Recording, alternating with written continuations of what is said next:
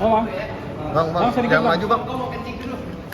Kencing sedikit, Bang Bang. Baras mana nih Bang Rasman? Sedikit lagi, Bang, sedikit, Bang. Sedikit lagi. Sedikit kedatangannya. Enggak, gue bareng sama Bang Rasman aja gimana?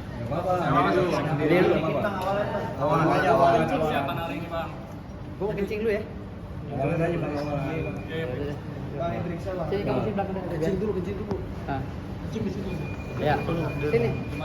Jadi gini gimana, Bang? Agenda hari ini saya diperiksa atas laporan siapa itu ya? Orang pengadilan, Humas pengadilan yang dipanggil sih Bang Hotman, tapi DKK gitu. Bang Rasman, yang dipanggil Bang Rasman dengan kawan-kawan. Dan di situ ada nama saya. Gimana Pak? Jadi Apa saja yang dibawa saat pemeriksaan ini, Pak? Iya nggak ada dokumen apa, paling surat-surat ini aja, surat-surat dokumen yang dibutuhkan nanti gitu. Mungkin pertanyaan seperti apa kan saya nggak tahu. mungkin ada bantahan apa nanti ketika nanti ditanya Bang? Enggak. Saya nggak ada bantahan. Karena gini, Pengadilan Negeri Jakarta Utara ini kan sedang menegur kita ya. Kita sebagai advokat itu memang dituntut untuk profesional dalam bekerja. Makanya saya atas laporan ini saya nggak pernah nyalahkan siapa-siapa. Ini konsekuensi daripada kerja kami sebagai advokat. Profesi kami sebagai advokat seperti ini konsekuensinya. Ya kalau dilaporkan seperti ini ya kami ikut aja alur, diperiksa gitu. Berarti konsekuensi dari atas ada kerusuhan di ruang sidang itu, Pak? Itu bukan kerusuhan, keributan yang timbul oleh orang lain sehingga memprovokasi kami. Ya, Mulanya apa? keributan yang timbul. Mulanya Bang Rasman meminta kepada hakim untuk bertindak adil, ya, dan tidak memutus sepihak dalam menetapkan satu putusan atau satu penetapan terkait dengan sidang tertutup atau sidang terbuka kan gitu. Harusnya kan ada konsolidasi dulu atau ada pembicaraan dulu awalnya dengan pihak Bang Rasman. Ditanya dulu, Bang Rasman ini ditanya dulu harusnya. Setuju tidak kalau seandainya pemeriksaan ini ditutup, tidak boleh diliput media? Harusnya begitu dulu kan? Tapi ini tidak. Pemeriksaan kali ini harus ditutup, bla bla bla. Tidak ada bertanya-tanya kepada pihak kami, nggak ada tuh. Hakim tuh tidak ada bertanya, kamu gimana, nggak ada. Ya. Jadi saya akan berbicara secara normatif aja, nggak ada yang ditutup-tutupi. Karena saya lurus-lurus aja gitu loh, nggak takut saya gitu. Oke, terkait tindakan yang naik meja itu gimana, Pak? Hah? Tanya apa naik meja bang? Yang waktu di ruang sidang kan kelihatan bahwa Bapak naik meja di ruang sidang. Itu bagaimana klarifikasi? Terus yang naik pusar gimana? Terus yang transaksi di bawah meja gimana? Kalau saya naik meja salah, terus yang transaksi di bawah meja gimana? Terus yang naik pusar gimana? Yang naik pusar secara memaksa, salah nggak kira-kira? Kan saya naik meja kan tidak sengaja, karena melihat klien saya dikerubuti oleh jaksa dan anggota pengadilan. Oh, itu alasan naik meja? Iya, dan itu spontan, sama sekali tidak ingat saya.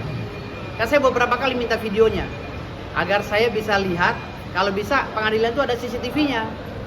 Biar saya apa? Saya bisa melihat sebenarnya saya naik meja itu gimana caranya gitu. Karena sampai saat ini saya masih jadi teka-teki.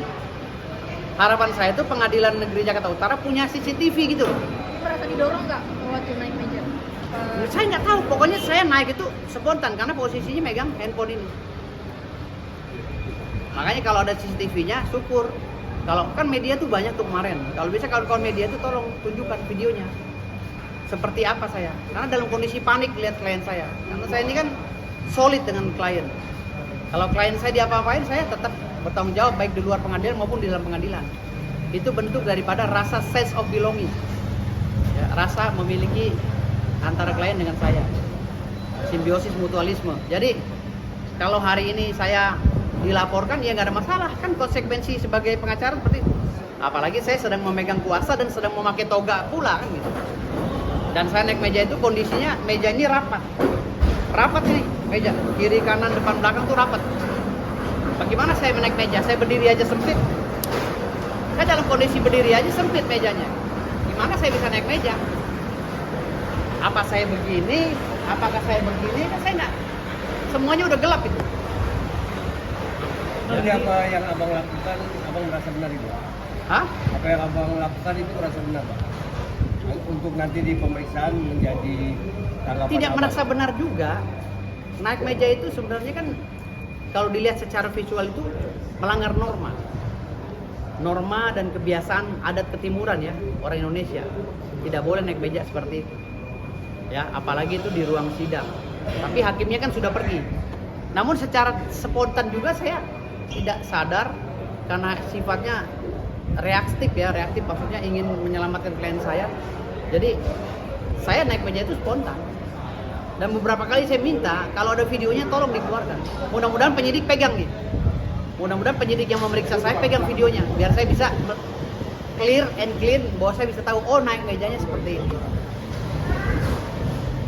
Bang, ini mengenai surat pembekuan dari MA, kan sekarang berarti tandanya abang masih menjadi berprofesi sebagai advokat atau seperti apa? Oh masih, advokat masih. Pembekuan itu sifatnya sementara ya karena tidak ada regulasi atau undang-undang manapun yang menyebutkan bahwa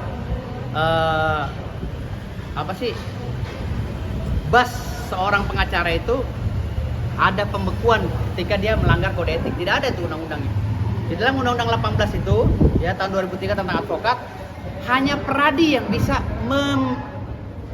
memecat anggota organisasinya. Karena tahun 2003 pada saat Undang-Undang 18 tahun 2003 itu dibentuk hanya peradi organisasi satu-satunya yang single bar.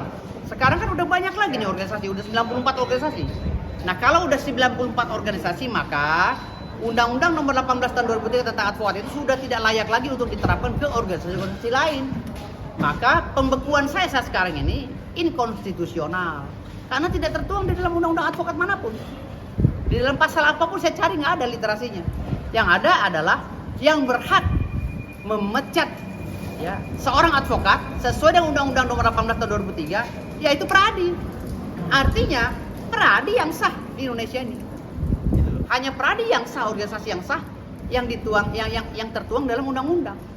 Kalau kita mau berbicara jujur, tetapi apakah organisasi lain tidak sah? Tidak juga. Karena pemerintah ya membebaskan semua orang itu mendaftarkan diri sebagai anggota OA atau pengurus OA dengan mudahnya tanpa mengacu pada regulasi yang ada atau undang-undang yang ada. Harusnya pemerintah itu ingin meloloskan KAI misalnya sebagai organisasi advokat dicantolin tuh dengan undang-undang advokat nomor 18. Harusnya dibikin lagi undang-undangnya atau regulasinya atau peraturannya. Kalau itu selama tidak ada, ya, kalau selama itu tidak ada, itu cacat hukum semua kegiatannya. Gitu. Organisasi advokat lainnya, ya, bisa cacat hukum karena undang-undangnya nggak ada. Yang ada di Undang-Undang 18 2003 itu hanya peradi, gitu loh, hanya peradi. Dan sekarang menjadi kontradiktum. Kenapa? Kata Wakil Ketua DPR, ya Pak Dasko, di Indonesia ini organisasi yang diakui hanya KAI, Kongres Advokat Indonesia. Kata Pak Yusril dan Pak Oto, organisasi yang sah itu adalah peradi, yang lainnya ormas. Nah ini kan kontradiktum. Kalau ada kontradiktum, kalau ada multitafsir, kalau ada beda pemahaman, harus dibuatkan lagi regulasi atau undang-undang yang baru. Kalau ini nggak dibuatkan undang-undang yang baru atau regulasi yang baru, menyesuaikan dengan keadaan yang ada, ini akan terus begini.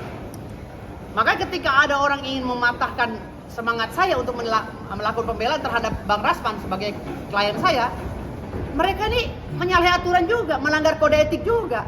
Pengadilan tinggi juga melanggar kode etik sebenarnya. Karena apa? Saya tidak pernah dipanggil sidang etik oleh KAI. Ya kan? Mereka juga membekukan saya, tidak ada rujukan undang-undang manapun. Pasal manapun tidak ada dalam Undang-Undang 18 yang mengatakan bahwa ketika sang advokat itu melanggar kode etik, dipecat, dibekukan, nggak ada kata pembekuan tuh nggak ada. Gitu. Bang, berarti saat ini abang masih bisa beracara di pengadilan atau gimana, Bang? Secara general saya nggak pernah beracara di pengadilan. Adapun sidang-sidang saya itu sidang gugatan pribadi sebagai prinsipal. Ya, jadi sidang-sidang saya di beberapa pengadilan itu saya menggugat pribadi. Gitu. Dan memang kerjaan saya dari dulu menggugat. Gitu. Jadi secara general saya katakan gitu. Ya, saya ada sidang-sidang saya di media itu yang saya upload itu saya sidang pribadi. Mewakili diri sendiri gitu. Bang, terkait kondisi Bang Hotman yang sekarang masih sakit Bang karena gigi Bang Bram itu gimana Bang? Mau digigit berang-berang kek, mau digigit jin bima kek, mau digigit setan ancol kek, saya nggak peduli sama Hotman Paris. Intinya sekarang ini Hotman Paris sembuhin dulu penyakitnya. Harapan saya sih dia sembuh biar bisa fight lagi dengan saya, gitu loh. Karena saya mau buktikan Hotman Paris ini hebatan mana dia sama saya gitu. Kalau dia kondisi sakit begini kan saya nggak bisa lawan dia. Makanya saya berdoa mudah-mudahan dia sembuh lagi, dia pulang ke Jakarta, kita lawan lagi dia di pengadilan gitu. Ya, jadi itu harapan saya ya. Jangan sampai diliwat. Kalau liwat kan kasihan. Ntar nggak ada lagi orang Hotman yang gantiin Hotman, ya kan? Masa digantiin sama saya? Nggak mungkin kan? Saya juga nggak mau jadi Hotman. Saya mau jadi diri sendiri kan gitu. Oke? Bang, balik lagi ke Bang Rizal, harapan sendiri dari abang seperti apa? Apakah akan membuka ruang mediasi untuk ya, dan Kalau masalah mediasi itu tergantung dari klien saya. Saya bilang, saya ini kan secara substitusi memegang kuasa klien saya. Jadi kata klien saya damai, kata klien saya ini gas ya gas, gitu loh. Kan saya perintah klien saya, perintah kuasa. Masa saya nggak menurut klien saya? Sampai saat sekarang pun sudah dibekukan, saya masih menjadi pengacaranya Bang Rasman kok. Gitu. Dan siap dengan konsekuensi apapun. Gitu. Karena saya sudah bertekad setiap saya menangani perkara nggak boleh mengkhianati klien. Saya nggak mau mengkhianati klien. Gitu. Kecuali kliennya mencabut kuasa. Gitu. Bang Rasman sendiri sekarang di mana, Bang? Bang Rasman lagi menuju ke sini. Oh, lagi di sini. Menuju sini Bang Rasman. Oke. Terima kasih bang. Oke. Siap.